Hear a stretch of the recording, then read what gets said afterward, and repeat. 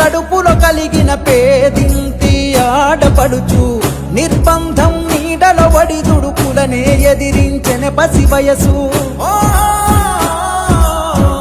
ఆకలనే ఊబిలో చిక్కిన బానిస బతుకులను చూసినవు అణచివే పాపె సీతమ్మకును జై జై జై సీతక్క.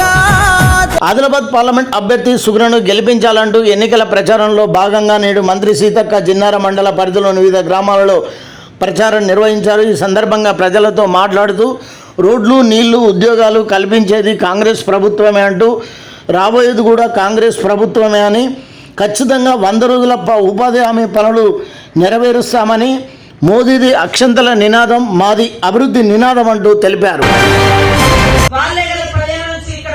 దేశంలో ప్రధానమంత్రి మళ్ళీ ఓటేస్తే ఏమవుతుంది? అగరబత్తికి కూడా 5% రేట్లు పెంచారు. ప్రజల కోసం పనిచేసే సుగుణక్క చింతలిస్తే అందరు మాకే ఓటేస్తారు అనుకుంటున్నారు.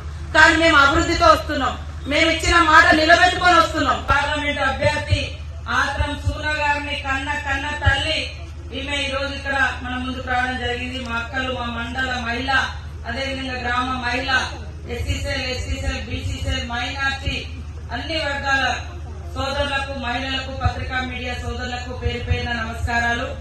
ఒక్కసారి ఆలోచించండి, ఇప్పటి వరకు ఈ ప్రాంతానికి మరి ఒక ఢిల్లీకి పోయేటువంటి అవకాశం రాలే.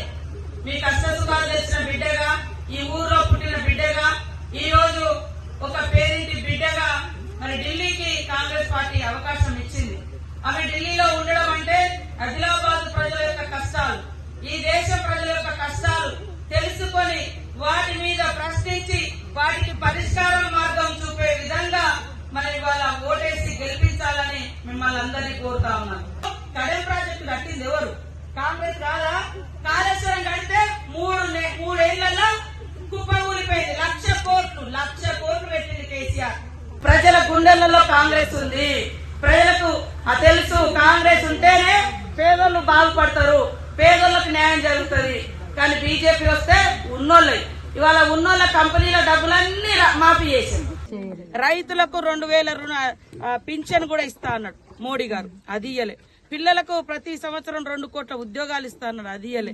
ప్రతి ఒక్కరి బ్యాంకులలో అకౌంట్లు తెరవండి, టప్ప నేను దాన్ని మీకు 15 లక్షలు ఇస్తా అన్నాడు. ఇచ్చిర్రా? 15 లక్షలు వచ్చినాయా? బీజేపీ వచ్చినాక 100 రోజుల పనిని 40 రోజులు తగ్గించింది. కాంగ్రెస్ వచ్చినాక 100 రోజుల పని 100 రోజులు చేయిస్తాం, రోజుకు 400. ఈ పని ఇచ్చిందే కాంగ్రెస్ పార్టీ, దయచేసి అందరు చేయి గుర్తుకోవటం.